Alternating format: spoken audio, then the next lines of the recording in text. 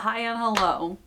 I didn't think that this was going to be an ongoing series for me to talk about this, but here we are. A few months ago, the news broke that Party City was closing, and I ended up going out there and taking a look before everything shut down and talked about I it. covered a lot of my overall thoughts in that video. That doesn't make sense to be sad about another failing company whose CEOs hoarded greed and cut back on any ethical practices, that the death of capitalism is needed, and that a lot of these stores are filled with useless junk that no one needs, and it just gets thrown away when it's not sold, adding to the man made troubles that are killing our planet, as well as the bigger issue of all these people that worked there were hugely underpaid, overworked, and understaffed, and now they're losing that job completely. Yet, similar to what I spoke about in Party City, the effects from the closing of this franchise changes the course of history in a major way, especially if you are a crafter and or cosplayer like me. It isn't new news that Joann's is closing. We have known about it for a while, but the liquidation sales have just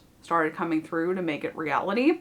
And it's not as fun a store as Party City was, of course, but as a crafter and a cosplayer, I understand how important it is as a store. So it's still important to be able to discuss its end and what's next. Joann's Fabric has been around for a long time.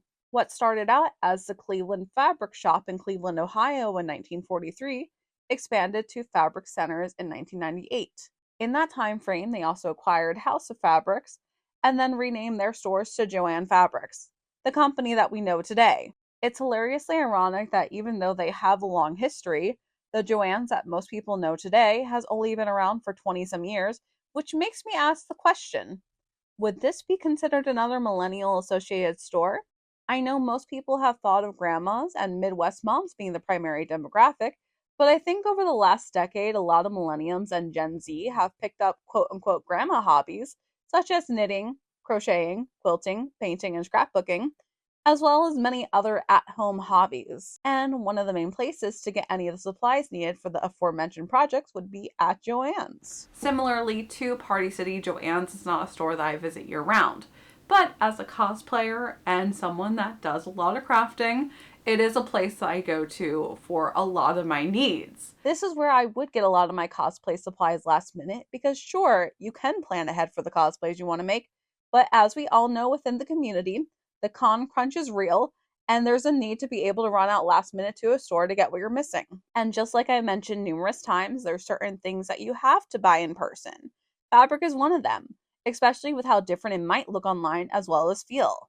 Cosplay has gotten much more mainstream and massive that there were dedicated cosplay fabric lines within Joann's during the last decade, and although a lot of professional cosplayers do have access to other fabric centric stores, they're not available everywhere, and for a lot of people just starting out, Joann's was one of the only options to find supplies. Sure, we have Michael's, but Michael's doesn't have the same amount of fabrics. Not that I am a good sewer. I do have my sewing machine, but I still don't really know how to do much with it. I know how to sew basically, but I've never become an expert to make my own clothing, which is still a lifetime goal of mine that I'm not good at and haven't really made much progress on. As well as what I made videos about last year, Summerween and Halloween decor. I know we don't need it, but as many of you know, us spooky Halloween lovers only have a specific time of year to shop for any home decor that we like. Joann's was one of those staple stores that I would hit up for a couple of pieces each year, and now that just eliminates one of my go tos to look forward to.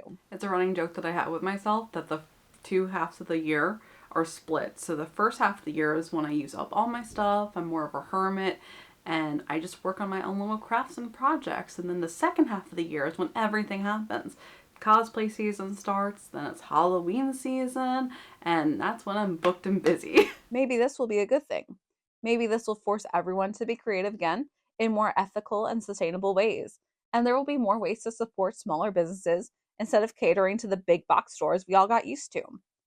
Of course, those stores might have evil tendencies, but they're not as evil as the companies like Amazon taking them down. It's a catch-22, and we're in unprecedented times. When a lot of the stores that we grew up with were closing down, like Blockbuster and Borders, I was too young to really feel the effects of it.